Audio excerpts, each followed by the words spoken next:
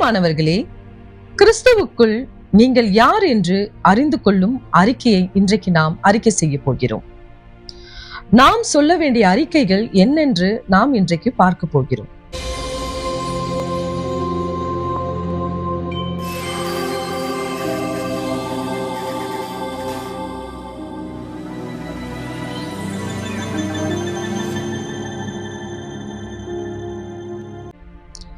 எதை அறிக்கை பண்ண வேண்டும்?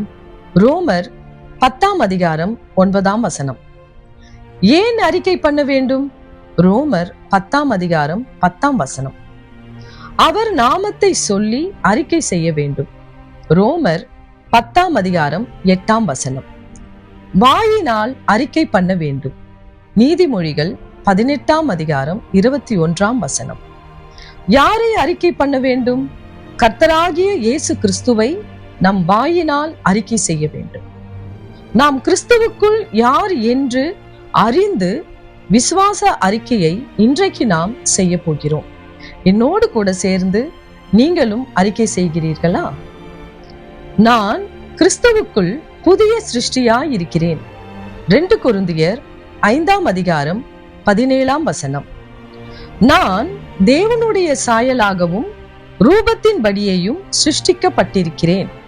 ஆதியாகமம் 1ஆம் அதிகாரம் 26வது வசனம். நான் ஆதாமின் சாயல் இல்லை. 1 கொரிந்தியர் 15ஆம் அதிகாரம் 22ஆம் வசனம். ஆதாம் இழந்து போன தேவனுடைய மகிமையின் சாயலை நான் கிறிஸ்து இயேசுவின் மூலமாய் சுவிசேஷத்தினாலே தேவனுடைய சாயலை பெற்றுக்கொண்டேன். 2 கொரிந்தியர் 4ஆம் அதிகாரம் 4ஆம் வசனம்.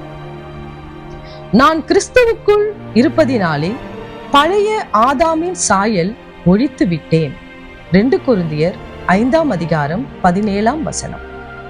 நான் மண்ணான ஆதாமின் சாயல் அல்ல, நான் விண்ணுலக கிறிஸ்துவின் சாயல் அடைந்திருக்கிறேன். 1 கொரிந்தியர் 15ஆம் அதிகாரம் 49வது வசனம். யாக்கோபு 1ஆம் அதிகாரம் 18ஆம் வசனம். 1 பேதுரு 1ஆம் அதிகாரம் 4ஆம் வசனம். 1 பேதுரு 1ஆம் அதிகாரம் 23ஆம் வசனம். நான் இப்பொழுதே ஞானஸ்தானம் மூலமாய் என் பழைய மனிதனை அடக்கம் பண்ணிவிட்டேன். ரோமர் 6ஆம் அதிகாரம் 4ஆம் வசனம். நான் பழைய மனிதனை ஞானஸ்நானம் மூலியமாய் களைத்து போட்டேன். எபேசியர் 4ஆம் அதிகாரம் 22ஆம் வசனம். நான் ஞானஸ்நானம் மூலியமாய் உலகத்தின் வழிபாடுகளின் செய்கையை களைத்து போட்டு விட்டேன். கொலோசேயர் 2ஆம் அதிகாரம் 11ஆம் வசனம். கொலோசேயர் 3ஆம் அதிகாரம் 9ஆம் வசனம். நான் களைத்து போட்டதினாலே என்னுடைய பழைய மனிதனை கிறிஸ்துவுக்குள் சிலுவையில் அறையப்பட்டேன் என்று அறிந்திருக்கிறேன். ரோமர் 6ஆம் அதிகாரம் 6ஆம் வசனம். இனி நான் அல்ல, கிறிஸ்துவே என்னில் பிழைத்திருக்கிறார். கலாத்தேயர் 2ஆம் அதிகாரம் 20ஆம் வசனம். நானும் கிறிஸ்துவுக்குள் தேவனுக்கென்று பிழைத்திருக்கிறேன். ரோமர் 6ஆம் அதிகாரம் 10ஆம் வசனம். நான் இனி பாவத்திற்கு கீழே இல்லை. ரோமர் 6ஆம் அதிகாரம் 14ஆம் வசனம்.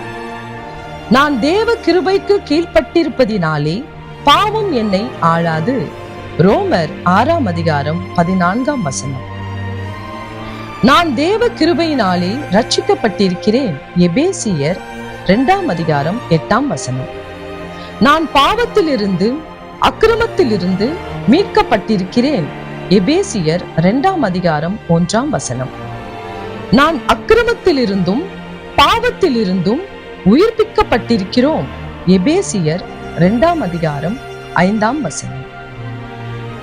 எனக்குள் கிறிஸ்துவின் ஆவி இருக்கிறபடியினாலே என் சரீரம் பாவத்திற்கு மரித்ததாயும் இருக்கிறது. ரோமர் 8ஆம் அதிகாரம் 10ஆம் வசனம். என் ஆவியானது தேவ நீதி நிமித்தம் ஜீவனுள்ளதாயிருக்கிறது. ரோமர் 8ஆம் அதிகாரம் 10ஆம் வசனம். இயேசுவை மரித்தோரிலிருந்து எழுப்பினவருடைய ஆவி எனக்குள் வாசமா இருக்கிறபடியால் சாவுக்கேதுவான என் சரீரத்தை உயிர்ப்பிப்பார். ரோமர் 8ஆம் அதிகாரம் 11ஆம் வசனம். நான் உயிர்ப்பிக்கப்பட்டு உன்னதங்களிலே அவரோட கூட உட்கார்ந்திருக்கிறேன். எபேசியர் 2:7. நான் கனத்தினாலும் மகிமையினாலும் முடிசூட்டப்பட்டிருக்கிறேன். எபிரேயர் 2:7. நான் எல்லா துரைதனத்திற்கும் அதிகாரத்திற்கும் தலையாயிருக்கிற இயேசு கிறிஸ்துவுக்குள் நான் பரிபூரணமாய் இருக்கிறேன்.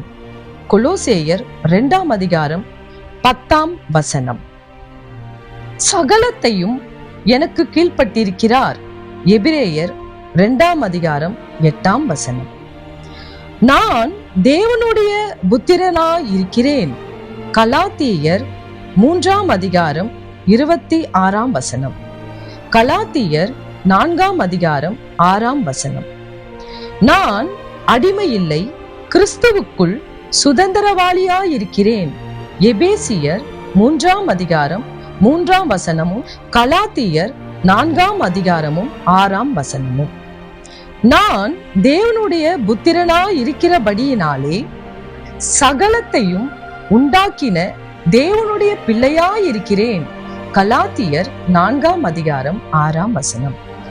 நாம் அடிமையில்லை, அப்பா பிதாவே என்று கூப்பிட பண்ணுகிற புத்திர சுவிகாரத்தை பெற்றிருக்கிறோம். ரோமர் 8:15. நான் சுதந்திரவாளியாய் இருக்கிறபடியினாலே இந்த உலகத்தின் வழிபாடுகளுக்கு அடிமைப்பட மாட்டேன். கலாத்தியர் 4:7. நான் உலகத்தின் வழிபாடுகளுக்கு மறுத்திருக்கிறேன், ஆதலால் நான் தேவனுடைய இரக்கத்தை பெற்றிருக்கிறோம். எபேசியர் 2:4. கொலேசேயர் 2:20. நான் என் பிதாக்களின் சாபத்திற்குள் இருந்து என்னை ஆபிரகாம், ஈசாக்கு, யாக்கோபின் ஆசீர்வாதத்திற்கு பிள்ளையாய் மாற்றினார். கலாத்தியர் 3:13, 14. பிரியமான கர்த்தருடைய பிள்ளைகளே, இந்த அறிக்கையை நீங்கள் செய்யும் பொழுது வீட்டில டிவியில போட்டு விடுங்க. தினமும் இந்த அறிக்கையை நீங்க செய்து பாருங்க. உங்களுடைய வாழ்க்கையில எதெல்லாம் இழந்தீர்களோ அதையெல்லாம் நீங்கள் திரும்ப பெற்றுக்கொள்வீர்கள் என்று நாங்கள் விசுவாசிக்கிறோம். ஏனென்றால் வாயினால் அறிக்கை படும் பொழுது, அறிக்கை செய்யும் பொழுது, அறிக்கையை நீங்கள் விசுவாசிக்கும் பொழுது உங்களுடைய வாழ்க்கையில எல்லா நன்மைகளும் வந்து சேரும் என்று நாங்கள் விசுவாசிக்கிறோம். God bless you. God bless you.